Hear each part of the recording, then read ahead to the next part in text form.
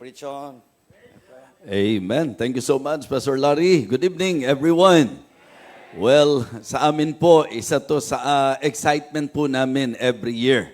Isa sa hinihintay po namin, yung pong pagkakataon na tayo po ay magsasama-samang muli para po sa inyong conference. I can say na sa marami pong mga conferences na amin po napupuntahan, ang amin pong goal and objective ay ang maging encouragement.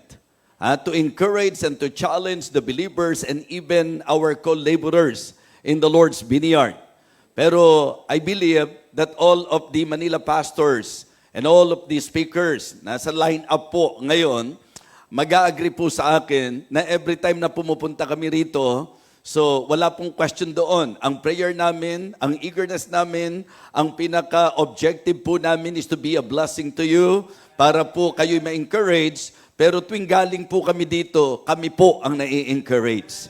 Sobrang encouragement po ang pagpapakita nyo po ng inyong pagmamahal una sa Diyos and then sa gawain po ng Panginoon. Natutuwa po kami kasi kahit taga Manila lang kami, pinapansin nyo po kami dito po sa mga nasa probinsya. We are very happy and so privileged na nabibigyan po kami ng atensyon. Yung mga katulad namin ng mga simple at aba at pobreng gwapo lamang, pinapansin po ninyo. Well, excited po ba kayo ngayong gabi? Actually po, ito ang first night natin. And then bukas po, yun ang second night. At syempre po, sa Wednesday, yun ang third night. Diba? So, 3 gabi po ito na magsasama-sama po tayo. At ang ating gustong patunayan sa Diyos, ang ating pong eagerness and excitement at enjoyment ay ang makinig sa Kanyang salita. Amen?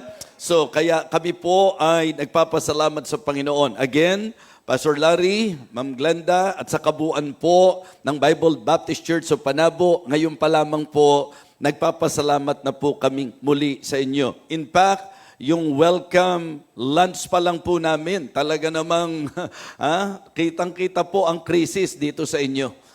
Ang matinding crisis po ay damang-dama dito po sa inyo sapagkat hirap na hirap po kami kung paano po uubusin ang mga pagkaing inihahain po ninyo. Well, okay, so again, magandang gabi po sa inyong lahat at ang ating pong magiging unang challenge ay makikita po natin sa John chapter 13. John chapter 13. Buksan niyo po John sa book of John at dyan tayo mag-aaral ngayong gabi. Nandyan po ba kayo? Ready na po ba kayo dyan?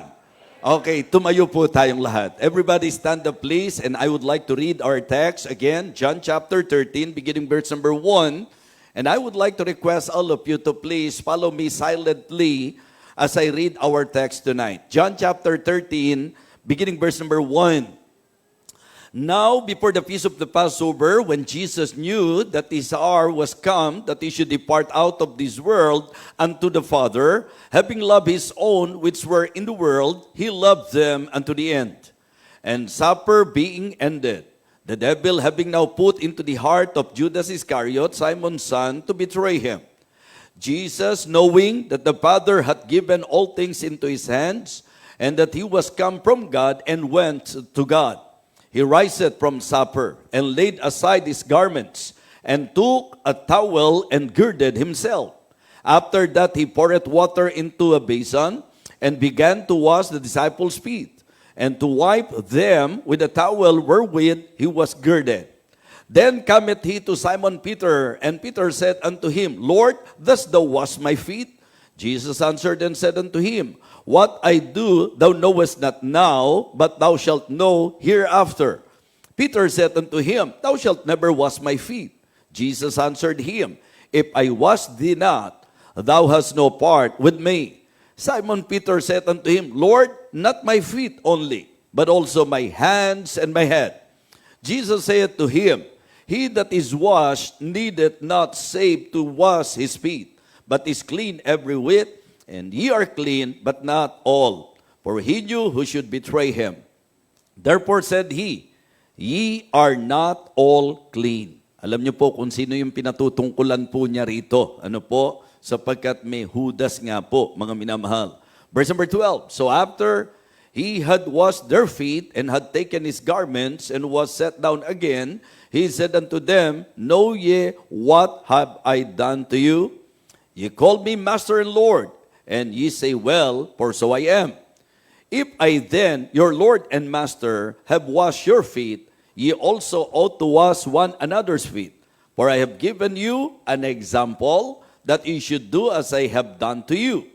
Verily, verily, I say unto you, the servant is not greater than his Lord, neither he that is sent greater than he that sent him.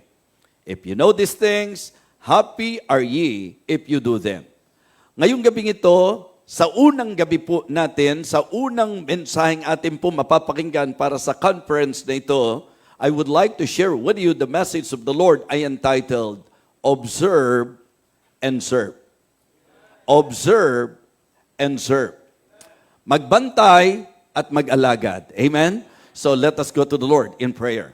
Our gracious, loving God, our Father in heaven, we would like to again thank you and praise you for your goodness. Thank you for this conference. Thank you for the church that hosted this conference, Heavenly Father. I pray that you will continue to bless each and every one of us. May you empower your humble servant, O God, filled with your Holy Spirit. Guide me, Lord. Give me wisdom. Reach the heart of your people. And may you continue to bless this ministry. Mula po sa kanilang pastor, sa lahat ng mga members, lalo na po ang talagang malaki po ang kanilang puso para sa usapin ng ministeryo at ang conference na katulad po nito. Ikaw dakilang Diyos ang muli umabot sa bawat isa po sa amin. Ito po ang aming panalangin sa dakilang pangalan ng aming Panginoong Jesus. Amen. Amen. Okay, you may now be seated. Well, we are all aware that the Lord Jesus Christ came for the purpose of saving mankind. But of course, sa pag-aaral natin ng salita ng Diyos, hindi po natin mapapasinungalingan na ang isa sa naging business ng ating Panginoon, bukod po doon sa tinatawag nating kaligtasan ng mga kaluluwa, ito po ay ang pagtuturo niya sa kanyang mga alagad in particular. So, ang ating Panginoon, I can say, na higit sa experience, siya po talaga ang best teacher. Siya po talaga ang pinakamahusay na maestro. Siya po ang tunay na tagapagturo. At sa usapan po ng pagtuturo, mga kapatid, lagi ko pong sinasabi, even sa mga kapwa-pastor, na ang learning po, ang pagkakatuto, makukuha po natin through observation, through orientation, through objection, opposition, lahat ng yan. If our attitude is right, tayo po ay matututo because of the orientation, because of the objection. Pag kami mga kumukontra sa atin, may nag-o-oppose sa atin, mga kapatid, if our attitude is right, still, may matututunan po tayo dyan. Pero isang bagay po, mga kapatid, and it is good to somehow be enlightened that if we really want to learn, kung gusto natin talagang matuto, ang isang magandang paraan para tayo matuto ay ang maging observant po tayo. At masasabi po natin na ang ating Panginoon sa kanya pong earthly life at sa kanyang earthly ministry, ang isa sa naging devotion po niya ay ang magdisipulo at ang turuan ang kanyang mga disciple. At dito po sa ating text, dito po sa particular na passage po natin, makikita natin na ang Panginoong Jesus ay nagturo na naman sa kanila. At ito po ay ang ginawa po niya na paghuhugas ng paa ng mga disipulo. Ang record dito is about our Lord Jesus Christ. Hinugasan po niya ang paa ng kanyang mga disipulo. At sa tagpong ito, mga kapatid, gusto ko pong mapansin natin yung mga binanggit po niya sa verse number 15 hanggang verse number 17. Ang sabi po niya sa verse number 17 o verse number 15, For I have given you an example that you should do as I have done to you. So sa kanyang pagtuturo, ang sabi po niya, pinakitaan ko kayo ng halimbawa na kung ito ay ginawa ko sa inyo, the same thing na dapat gawin po ninyo. Verse number 16. Verse number 16. Verily, verily, I say unto you, the servant is not greater than his Lord, neither he that is sent greater than he that sent him. And in verse number 17, if you know these things, happy are ye if you do them. So again, ang message po natin is about observing and serving. Observe and serve. Tatlong bagay po ang gusto kong makita nyo sa ating pong pinakapundasyon. Okay? Number 1, observe the model we need to imitate.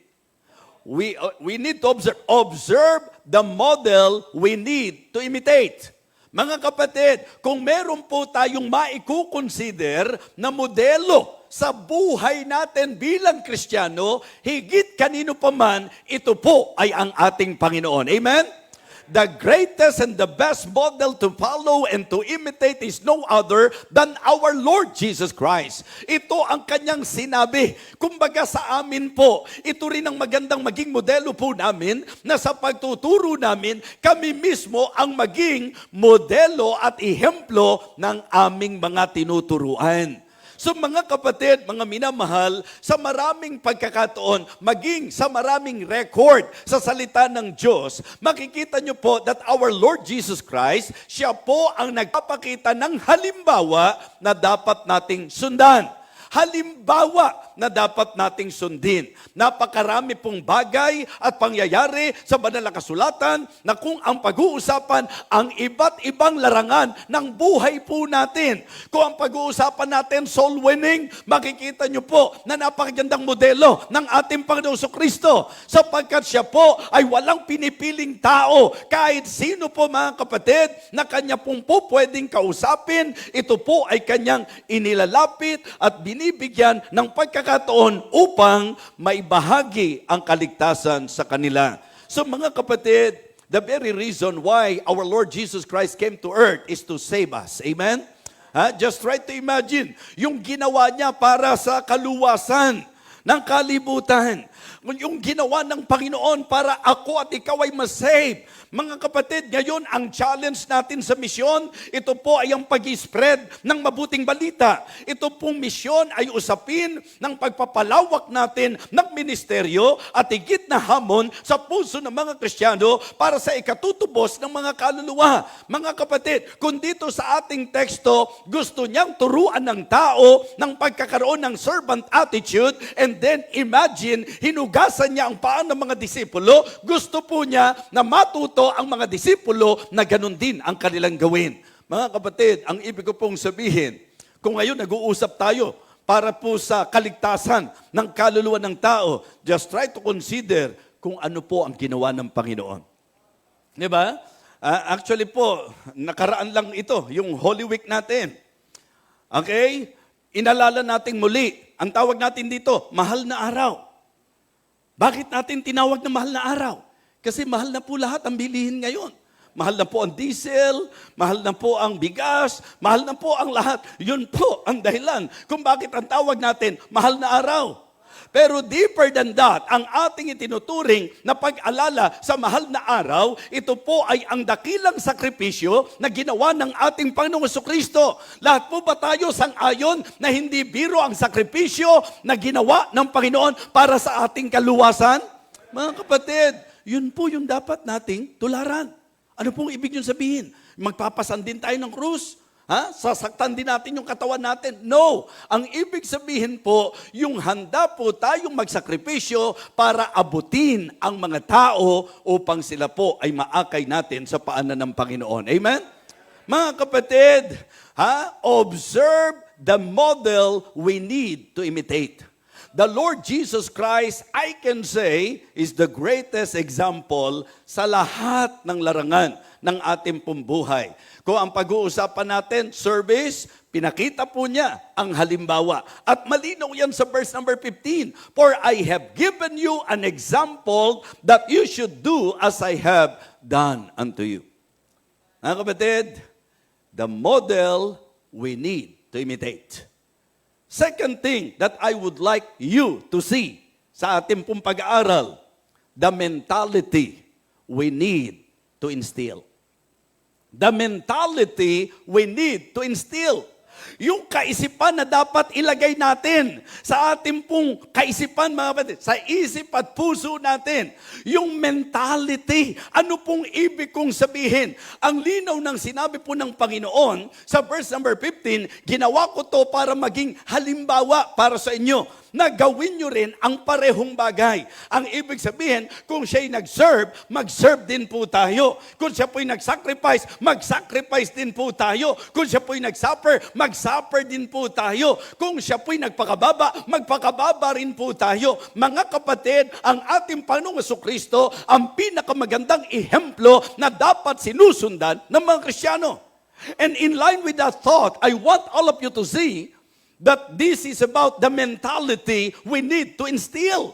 Anong klaseng mentalidad dapat meron ka? Kristohanon, pakinggan po nating mabuti ito sapagkat sa katotohanan, nakakalungkot isipin na may mga Kristiyano na parang nag-iisip na hindi para sa kanila ang soul winning, parang hindi sa kanila yung pagsiserve, parang hindi para sa kanila yung paggawa at pagtuturo sa mga bata o kaya yung pong pagsuporta sa misyon, yung bang ang nakagawian ng iba, isipin na hindi para sa atin ito. Now mga kapatid, let us consider verse number 16. Verily, verily, I say unto you, the servant is not greater than his Lord, neither he that is sent greater than he that sent him. Mga kapatid, isipin niyo po, ang sabi po niya sa verse number 13, kung aangat po tayo, ang sabi niya sa verse number 13, ye call me Master and Lord, and ye say, well, why? For so I am. Tinatawag niyo ako, Master. Tinatawag niyo ako, Lord. Sabi niya, tama yan. Sapagkat ako naman talaga ang inyong Master, ako naman talaga ang inyong Panginoon. Now, here is the drive. Here is the emphasis. Here is the point. Ang sabi niya, again, ye called me Master and Lord, and you say, well, for so I am. Verse number 14. In verse number 14, the Lord Jesus Christ said, if I then, your Lord and Master, have washed your feet, ye also ought to wash one another's feet. So that is the mentality na dapat itatak natin sa isip natin. Mali po yung iisipin mo, manager ako sa bangko, boss ako sa company namin, owner ako ng isang malaking business, and because of that, ang thinking mo, hindi ka para sa service, ang thinking mo, hindi ka para maki-join o sumuporta sa gawain, hindi ka para mag-serve, mag-alagad sa Ginoo.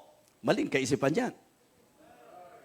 Huwag niyo pong isipin na ang pag-aalagad sa Ginoo ay para sa mga walang trabaho, para sa mababang uri ng tao. Mga kapatid, just try to imagine ang punto ng Panginoon. Kung ako master nyo, kung ako Lord nyo, bumaba ako para mag-serve, hindi ba dapat ang maitatak nyo sa isip nyo, kung siya naglingkod, dapat lahat tayo naglingkod. Dapat lahat tayo mag-alagad. Dapat lahat tayo mag-serve sa Panginoon. Diba? So kaya importante po yan. Pagka nililinaw ko po yung salitang lingkod at saka po yung alagad, mga kapatid, kasi naiisip ko na sa inyo po kasi paglingkod, upo lang talaga yan mga kapatid. So kaya nililiwanag ko. Diba? So yun po yung point natin. Baka mag-enjoy kayo na nakaupo lang. Dahil ang sabi ng pagwali, ang sabi ng mga ngaral, talagang maglingkod raw tayo. Kaya naman nakaupo lang talaga yung marami. Kaya po, abuti na lang, naiisip ko yun. Kaya nililinaw ko na ang sinasabi ko pong paglilingkod o ang ibig sabihin po ng lingkod ay ang pag-alagad sa Ginoo sapagkat yan po ang kalooban niya sa atin and that is the reason why He Himself gave us an example and then the drive is very clear na kung ginawa ng Panginoon yan, sino ka para sabihin mo na hindi para sa iyo yan? Diba? Okay lang ba gamitin yung term?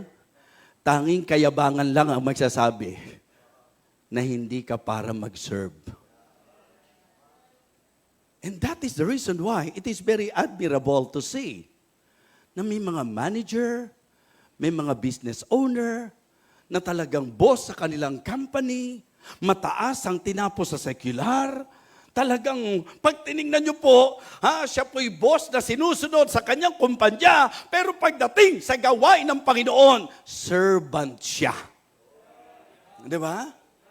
The mentality we need to instill. What is number 1?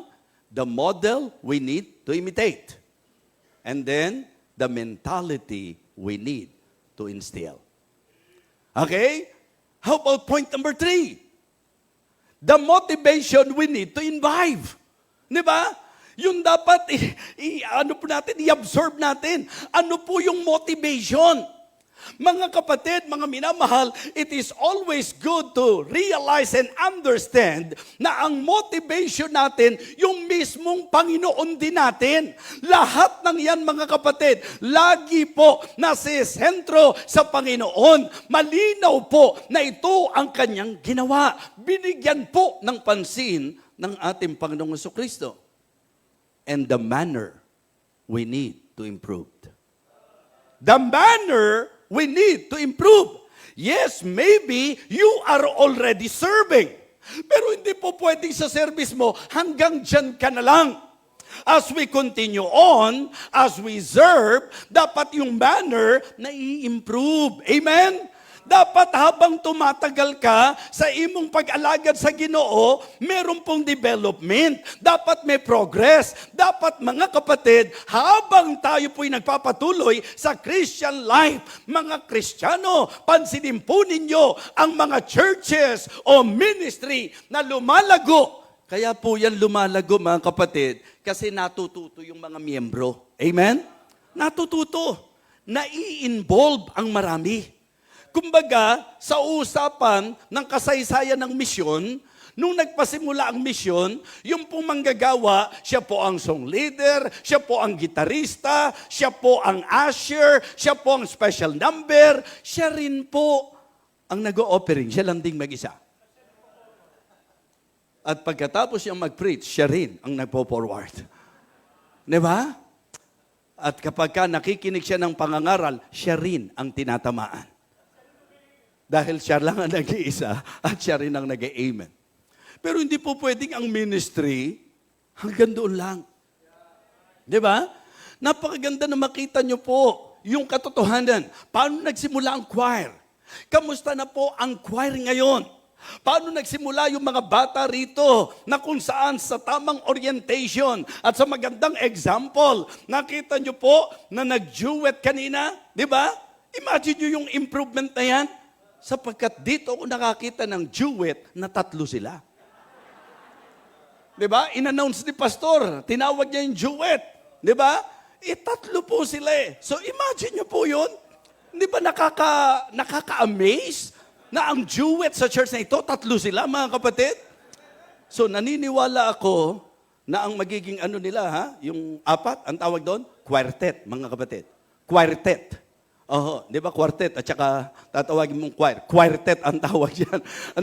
So, ang ibig ko pong sabihin, magandang makita na ang ating pong ministeryo, ngayon may mga nagva-violin na. Di ba? Dati gitara lang tayo. Dati. Mga kapatid, maging ang manner natin. Yung kapag ka nag-serve tayo, please consider this very important thought. Hindi ba may mga Kristiyano na kapag ka nag-serve sila, minsan ang hindi tayo aware, para bang somebody na tayo. Okay? Para bang ang dating, utang na loob ng Diyos sa atin to. Ayan na, nag-serve ako Ayan na, nag-ayos kami. Ayan, nagluto kami. Mga kapatid, dati po, ang mentality ng marami at ang ugali ng marami, pag may ginawa, parang dapat palakpakan mo yun. Dapat purihin mo yun. At kapag ka po hindi napuri, mga kapatid, kapag ka po hindi na i-announce at hindi po na-highlight, ayoko na nga. Kasi lagi ako nagsiserve pero hindi naman napapansin. Ni hindi man lang nababanggit.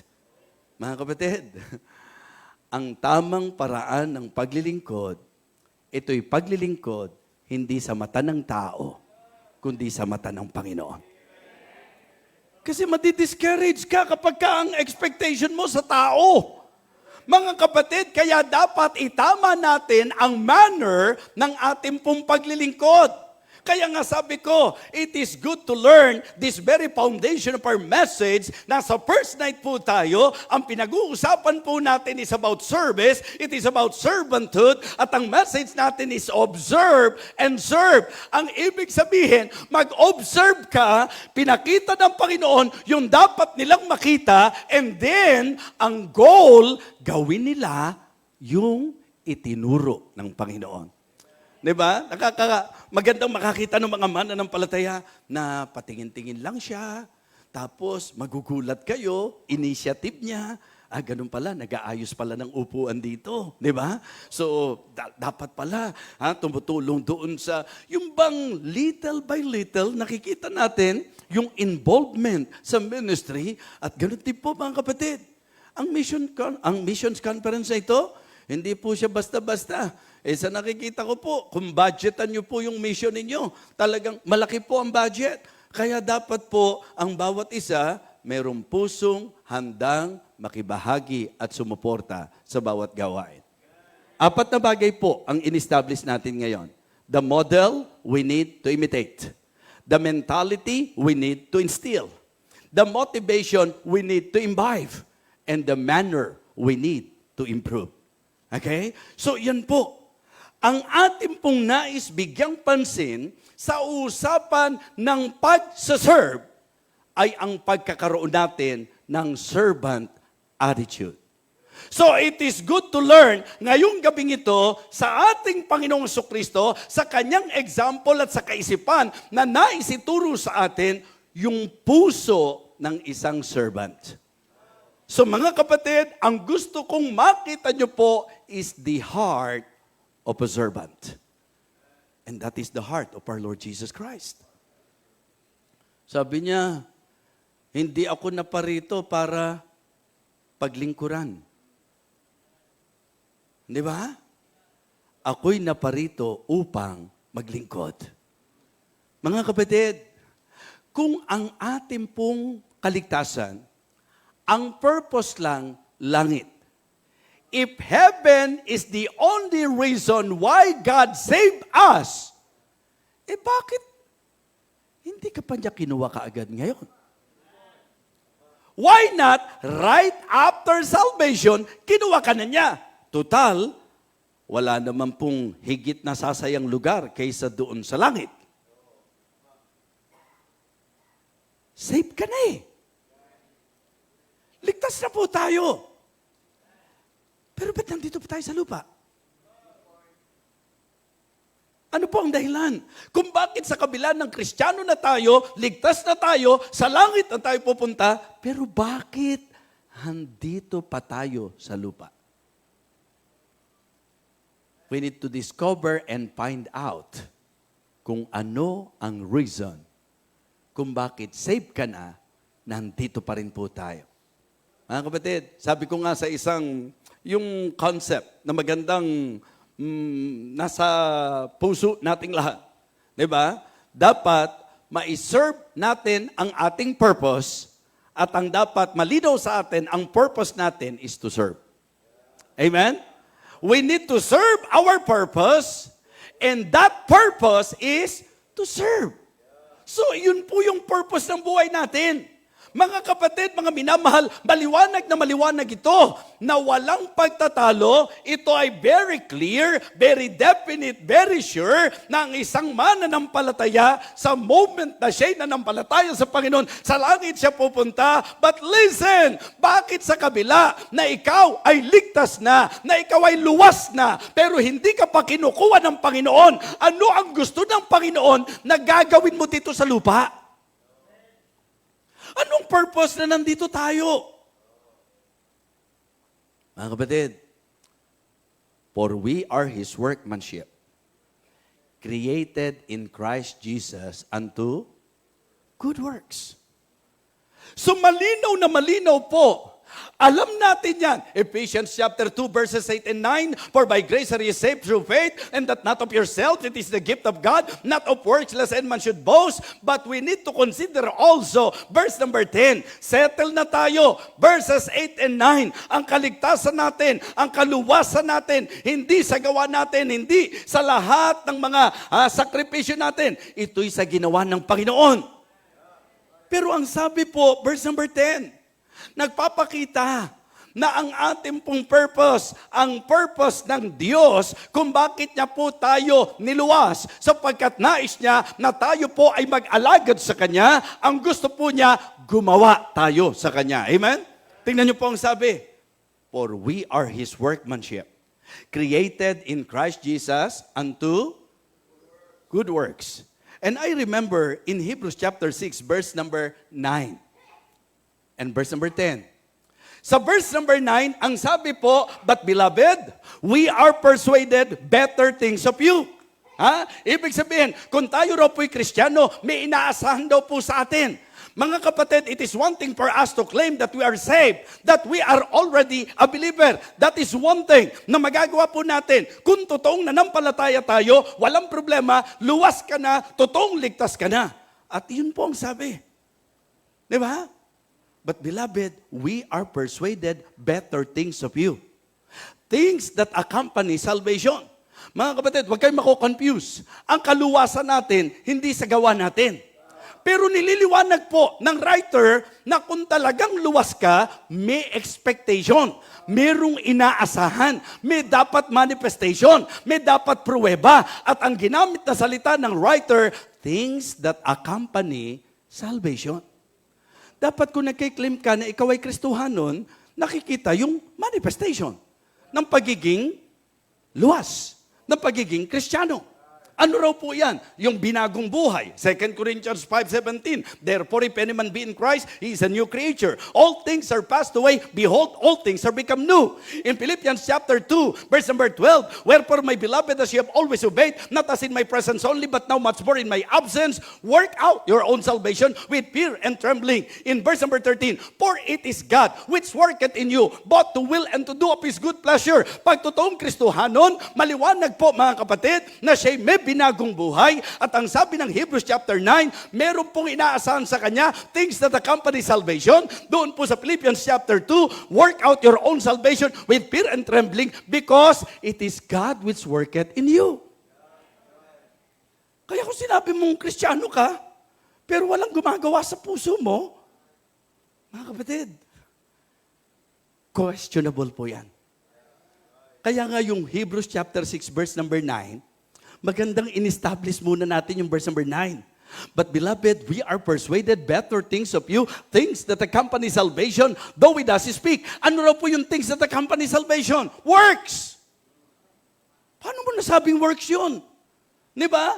Verse number 10, for God is not unrighteous to forget your works and labor of love.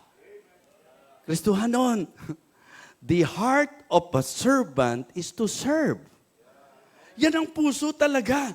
Kaya minsan, mag-iisip ka rin, kung talagang luwas tong mga members, bakit parang negative sa service? Bakit parang hindi malipayon kapag ka merong pag-alagad sa Ginoo?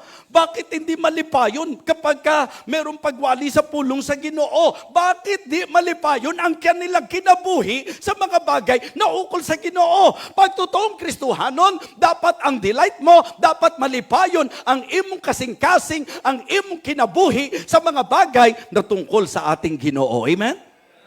Mga kapatid, kamusta po tayo? So the heart of a servant is to serve. Yan po ang pinakita ng Panginoon. Pumunta ako para mag-serve. At yun po ang dapat maging, rebuke sa marami.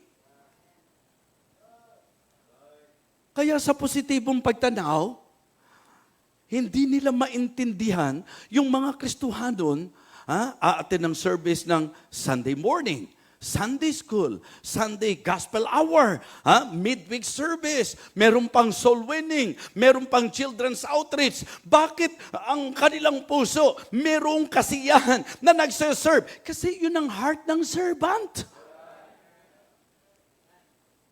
Pagka natutunan natin tong message na ito, hindi ka mag-expect na ikaw ang paglilingkuran. Kaya nga sabi ko nga po sa ministry natin sa abroad, kasi po, ang ministry natin abroad, ang main goal, para pa rin po sa evangelism. Para mag-evangelize ng mga unsaved na aakain sa Panginoon. Pero ito po ang sinasabi ko sa mga Kristiyano na napunta doon sa ibang bansa. Ano ang purpose kung bakit dinala kayo ng Panginoon? Hindi para kayo alagaan, kundi para kayo'y maging katulong sa gawain ng Panginoon. Kung ikaw ay luwas na, dapat ang puso mo, puso ng katulad ng sa ating Panginoon. Amen? The heart of a servant is to serve. Kaya kapag hindi po ako pinansin, hindi po ako binigyan ng importansya, parang hindi ako pinalakpakan, hindi pinuri yung pagluluto ko, hindi pinuri yung pag-aayos ko sa church, hindi pinuri yung pagtugtog ko, mga kapatid, hindi puso ng lingkod yun. Hindi puso ng servant yun.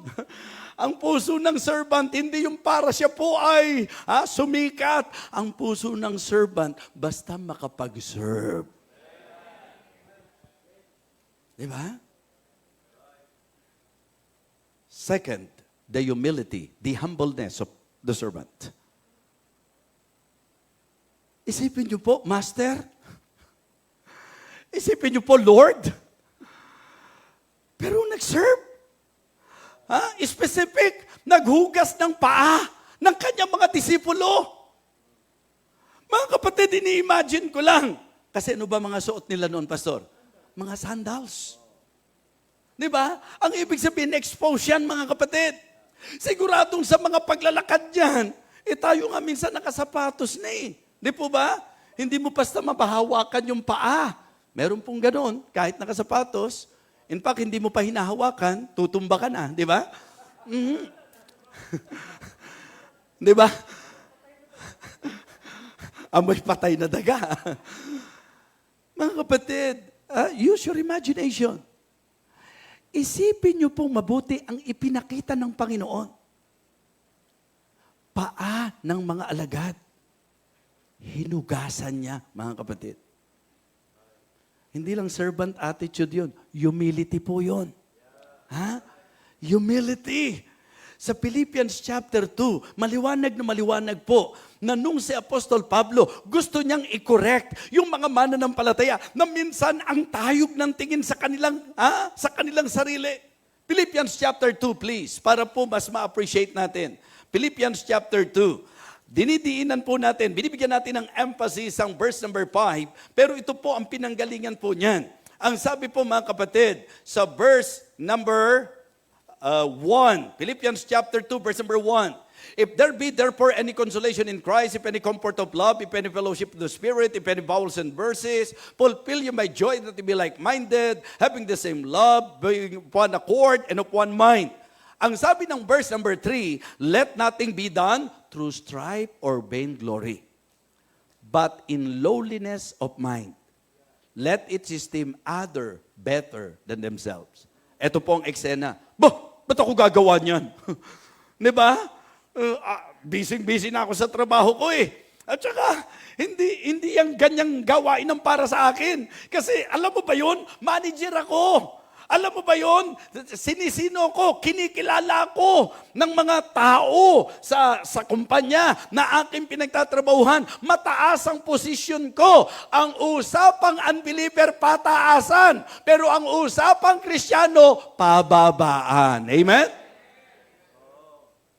Sabi ko, ano pa itatapat natin sa humility na ipinakita ng Panginoon? Kaya sabi niya, let nothing be done through strife or vainglory. Huwag turuan. Ikaw ang gumawa niyan. Hindi para sa akin yan. At huwag din pong away-away, mga kapatid. Let nothing be done through strife or vainglory, but in lowliness of mind, let each esteem other better than themselves. At para lalo niyang mabigyan po ng emphasis yan, anong sabi niya? Verse 5, let this mind be in you, which was also in Christ Jesus. Hindi ba? The model we need to imitate is our Lord Jesus Christ.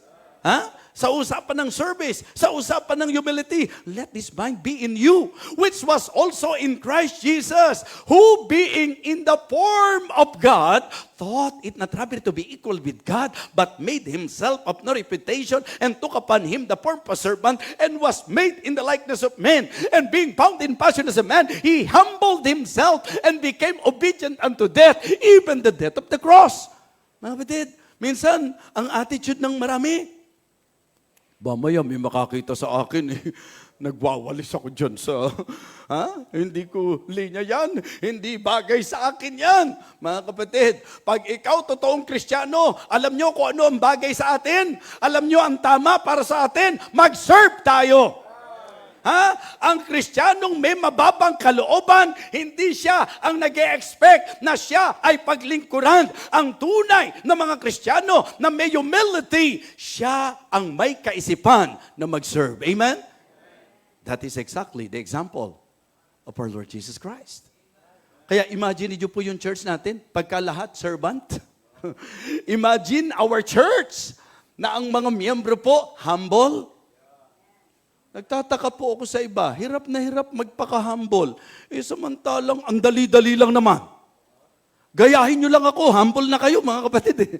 Sabi nung isang sumulat nung aklat, 7 secrets on how to be humble like me. Parang contradiction yun, Mga kapatid, ang usapan ng service ay usapan na para sa mga tunay na mananampalataya. Pero kung proud, hindi magsaserve yan. Kung high-minded, hindi magsaserve yan. Kung masyado pong bida ang sarili, hindi magsaserve yan. In fact, kung sakali mang mag-serve yan, kailangan po, bida talaga siya. Kaya ang sabi po, walang paligsahan. Meron po akong dinevelop na message na ang pinaka-concept niya, yung problem sa church. The problem of entitlement, the problem of envy, the problem of expectation, and the problem of exaggeration. Lahat ng yon makikita nyo po sa isang immature believer na kung saan nakasentro lagi sa sarili, karnal. Ibig sabihin, kailangan siya bida, kailangan siya magaling. Sa usapan ng ministry, walang ibang magaling kasi ang ministry, hindi ito patungkol sa atin. The ministry is all about Him. Diyos ang bida. Walang masama na ma-appreciate natin ang isa't isa. Walang masama na purihin natin yung mga nagluluto. Walang masama na pasalamatan natin ang labor ng isa't isa sa atin. Pero hindi tayo ang bida. Ang bida ay ang Diyos na siyang ating pinaglilingkuran. Amen? So mga kapatid, the heart of a servant is to serve. The humbleness, the humility of the servant, he served. He served. Siya'y naglilingkod. Mga kapatid, the happiness of the servant. Ano ang joy ng naglilingkod? Mga kapatid, makikita nyo po, anong kagalakan ng Panginoon? Hindi ba ang katuwaan ng Panginoon? Makita, una, yung produkto. Di ba? The happiness of the servant is the products. Yung nagiging bunga. Si Apostol Pablo, nag-express nung kanyang heart. Sabi niya sa 1 Thessalonians chapter 2 and verses 19 and 20. Tingnan niyo po, 1 Thessalonians chapter 2, verses 19 and 20. For what is our hope, or joy, or crown of rejoicing? Anong sabi niya? Are not even ye in the presence of our Lord Jesus Christ that is coming? For ye are our glory and joy. Kung tayo po ay nagsaserve sa Panginoon, alam niyo po, ang nagiging saya natin, yung nakikita natin, yung bunga ng ating pong service. Di ba? Kahit sa soul winning eh. Kasi ang ating pong pinangahawakan, yung sinabi ng Panginoon, "Ye have not chosen me, but I have chosen you and ordained you that you should go and bring forth fruit, and that your fruit should remain, so that whatsoever you shall ask of the Father in my name, He may give it to you." At alam niyo po, ang sabi niya, na ang salita ko na manatili sa inyo, that your joy might be full. Ano ba talaga ang saya mo? The happiness of the servant.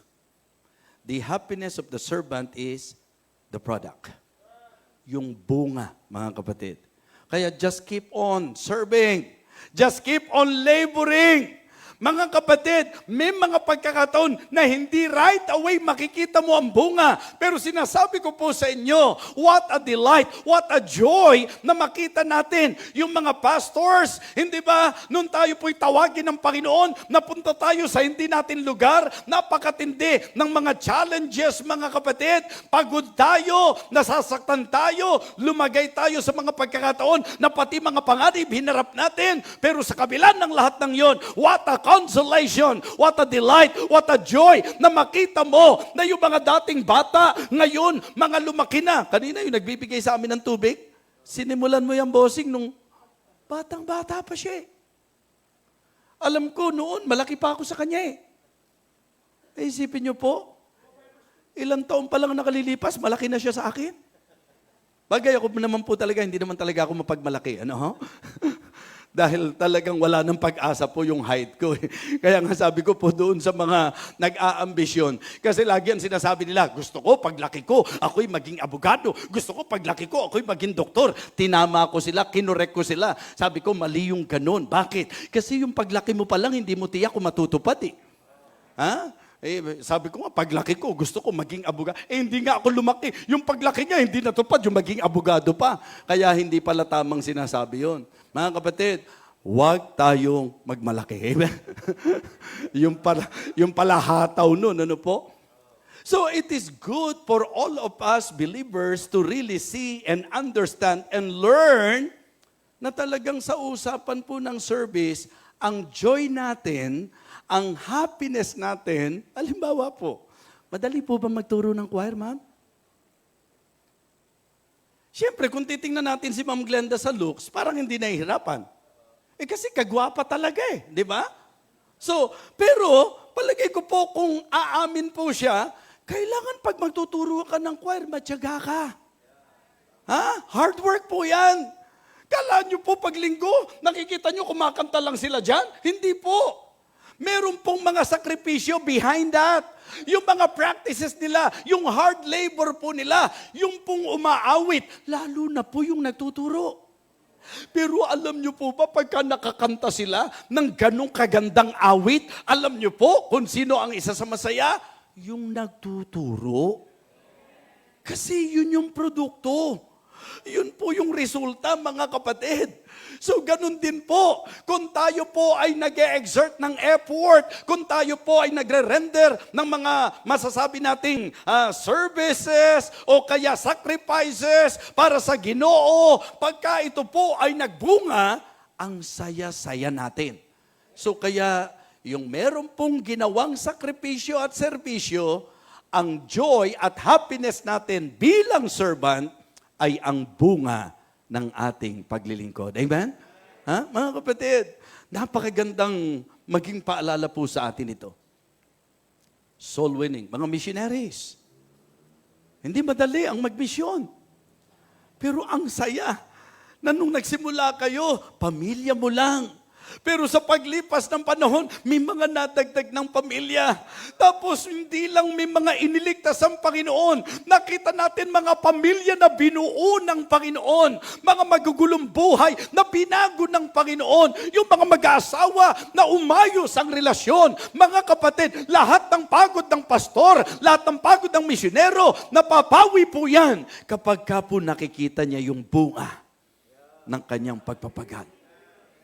Not just the products, but also the promises. It is really great and wonderful to realize na ang Panginoon, may mga pangako po siya. Hindi ba? Hindi siya liko para kalimutan niya ang lahat ng ating mga pagpapagal.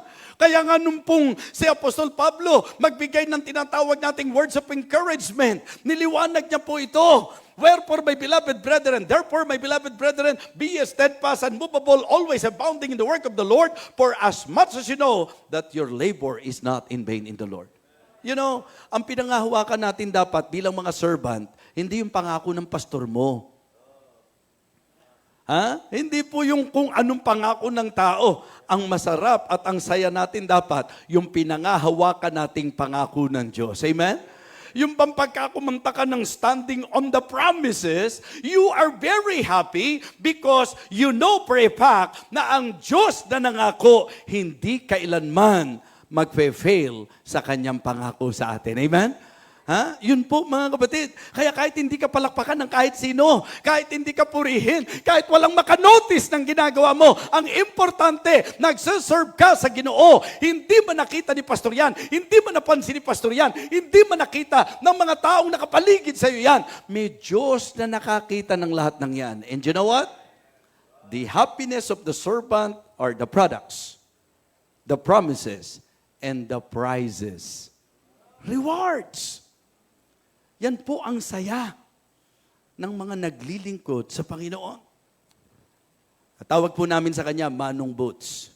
Sa amin dito, parang siya po ang panganay. Ilang taon na po kayo sa ministry, Pastor? 44 years na po na nagpapastor. Kapag ka in-interview niyo po si Pastor, hindi niyo po kasi po pwede na tingnan lang si pastor sa kung ano na po siya ngayon. Tinitiyak ko po sa inyo, marami pong mga matitinding labanan na hinarap si Pastor Boots sa ministry. Kaya nga kaming mga batang-batang pastor, pag nakakakita kami ng matatandang pastor, nung matatagal na po pala, yung mga may edad na po, yung medyo may tagal na po sa pagpapastor. Di ba? Nai-inspire kami. Kaya ang panalangin po namin, palakasin pa siya ng Panginoon, kasi tuwing nakikita namin siya, napapahiya po kami kapag kami na ang bata-bata pa namin sa ministry, naiisip na naming mag-quit. Samantalang siya po, may edad na sa ministry. Di ba? Medyo matagal-tagal na sa ministry, pero nananatili at nagpapatuloy pa rin. Pero mga kapatid, kung interesado po kayo, habang kumakain po kami doon, kausapin niyo po si Manong Boots. Hindi, para lang po malaman niyo yung hindi bibirong mga naranasan niya sa ministry.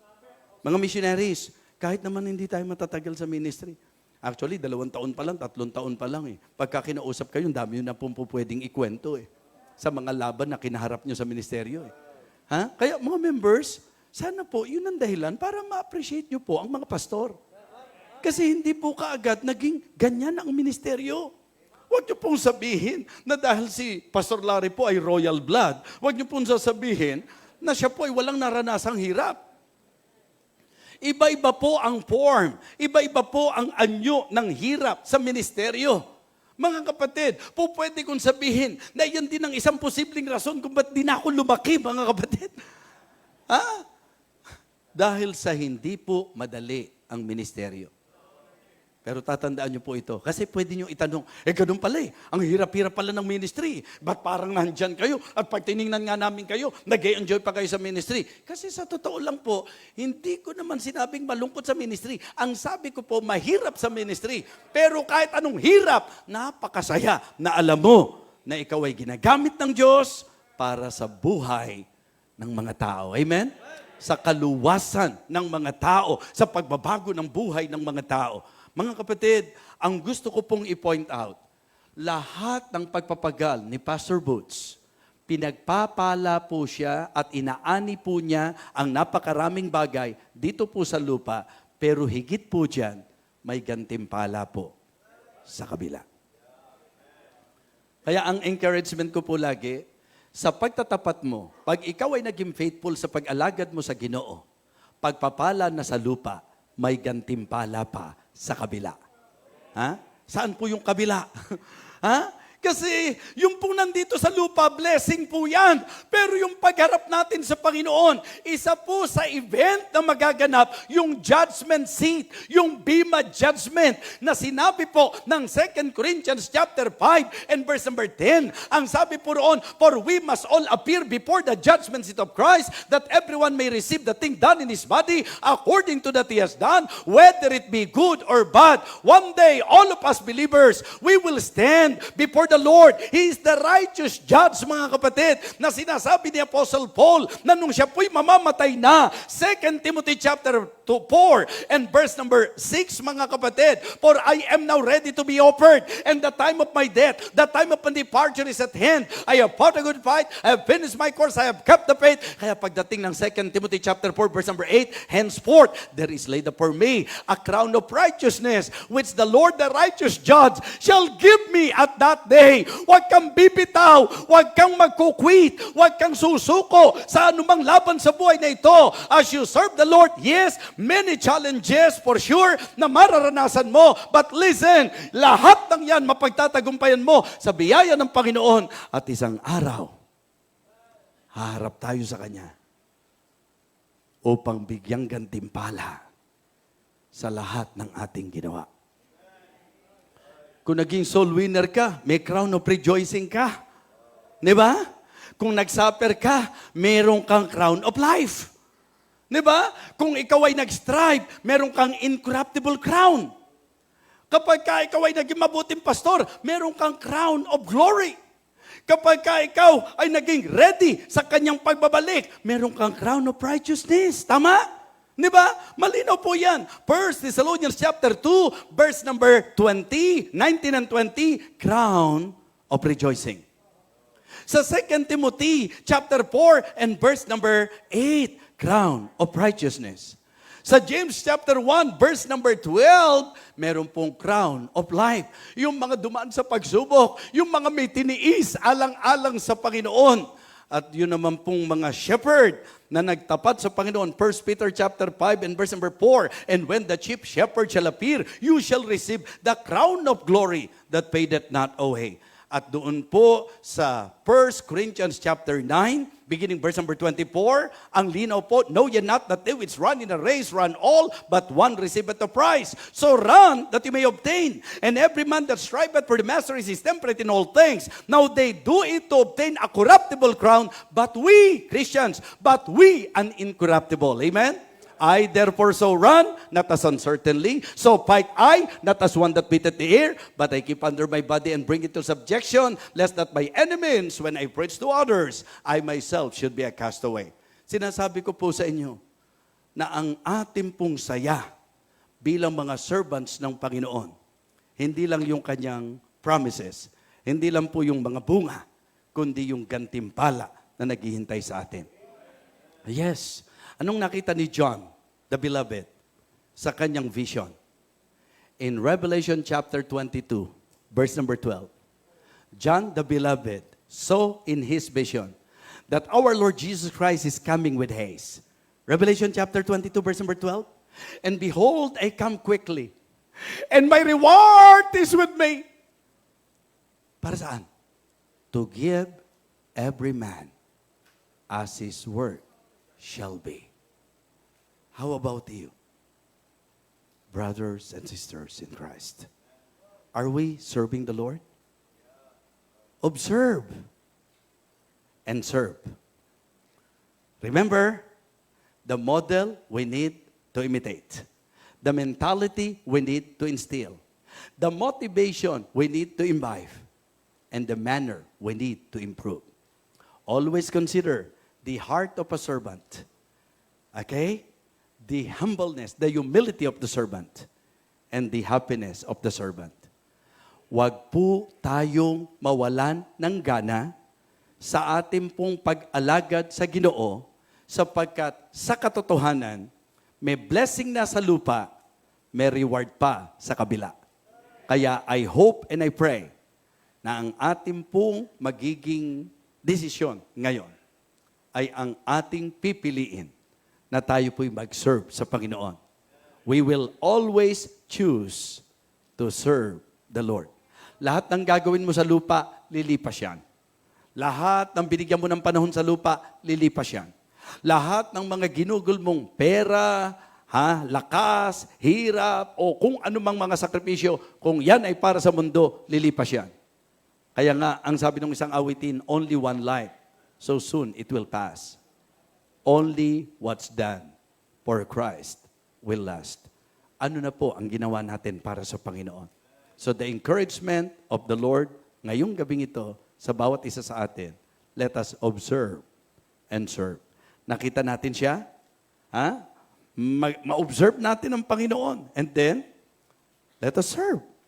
Yun po ang mensahe ng Panginoon. Tumayo po tayong lahat.